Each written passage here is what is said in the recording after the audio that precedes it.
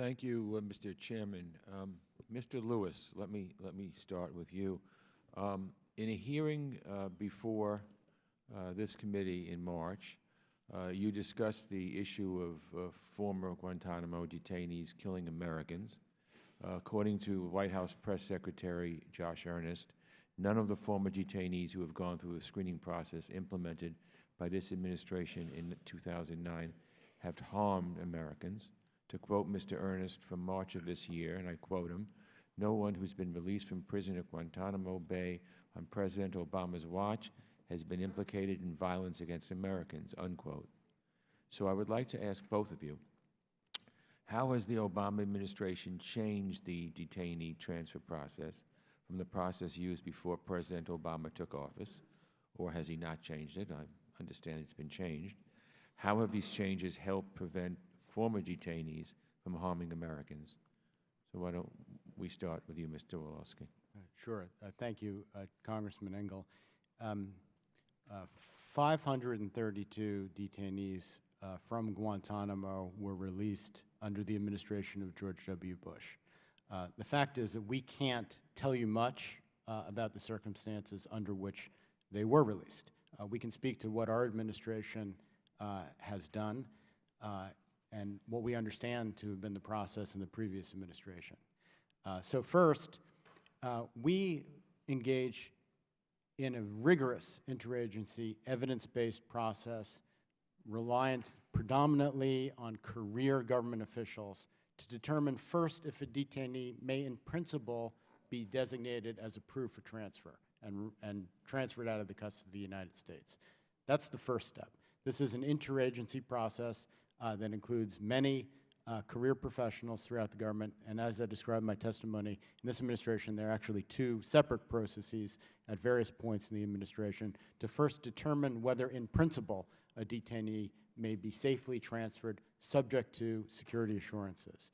Second thing we do very carefully is we negotiate for detainees who have been approved for transfer specific security assurance packages consistent with local law in the places that we transfer these detainees to, and after obtaining a political commitment from the country in question, that under the circumstances in question, the measures to be put in place by the country, monitoring, travel restrictions, information sharing, integration planning, will mitigate substantially the risk that that particular detainee may pose. That's what we do.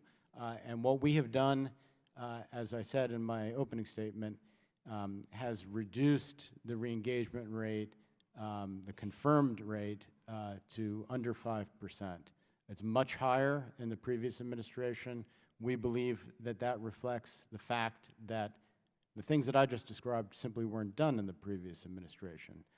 But that's what we have done. Thank you. Mr. Engel, it's a more rigorous process. The process in the previous administration was only DOD, primarily only DOD. As Envoy Wolosky has said, this is interagency.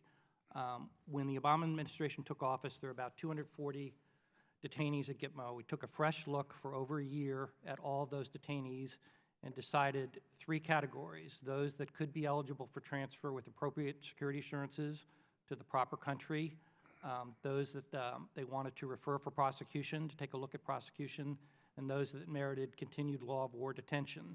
I say it's more rigorous because, as Lee said, there was a broader group of career professionals and some politicals, but primarily career professionals, intelligence folks, career prosecutors who looked at these cases. They also looked at a broader array of evidence. They looked at all the evidence that the USG possessed, whereas the previous process was primarily DOD evidence. And then, as we know, Congress weighed in. We now have the statutory overlay for all transfers. So the bottom line is, as Lee said, it's a much more rigorous and intensive process. Well, thank you.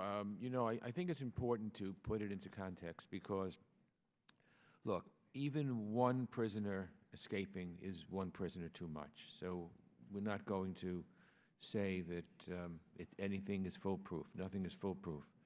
But I think that if we look and see what the administration has done and the safeguards they've tried to put in, I feel that we're absolutely doing our best, and in fact, it's a big improvement in the previous administration.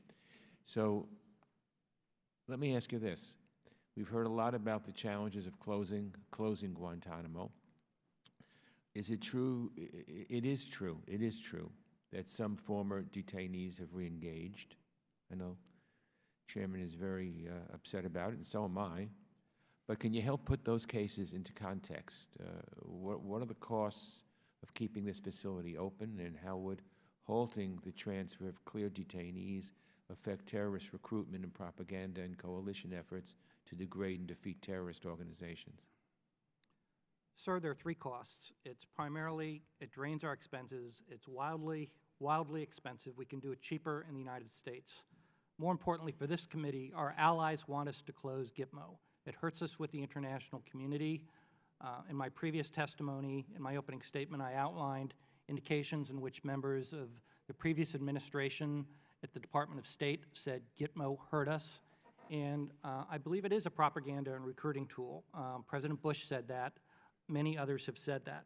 The bottom fundamental point is we want to protect the country, and the national security leadership of this administration, President Bush and many people in his administration, numerous secretaries of defense, numerous secretaries of state, the prior military officials that we talked about, including a commandant of the Marine Corps, have said the cost of Gitmo outweighs the benefit. It hurts us. It hurts us with the international community. It hurts us with our taxpayer money, and it is a recruiting tool. The President has made this decision, and the national security community leadership has made this decision. Lee? Sure, thank you. First, agree with Special Envoy's comments, and I do feel compelled just to address this notion of terrorists escaping and prisoners escaping and things of that sort, and just to remind the committee that the individuals that we're talking about were held in law of war detention by the United States. They were lawfully held under law of war detention, but they weren't convicted of crimes. When we transfer them to foreign countries, we transfer them subject to security assurances such as travel restrictions.